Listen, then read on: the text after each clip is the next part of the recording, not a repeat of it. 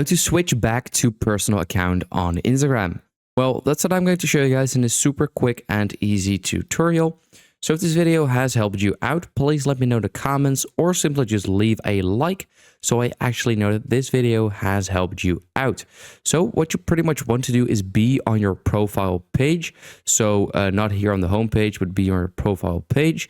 And then here, once we are here, we can see the professional dashboard pretty much in the middle of your screen. So you can see edit profile, share profile, and then above that we can see professional dashboard.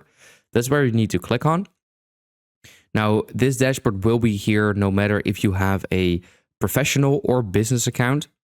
And once you are here in the professional dashboard, you want to go to the top right corner on the settings icon. This will bring you over to here. For me, it says creator at the top. For you, it might say business at the top. But then here we can see switch account type. We need to click on there. Then here we have the option to switch back to personal account. So if you click on there, it will ask you one last time if you really want to switch to a personal account.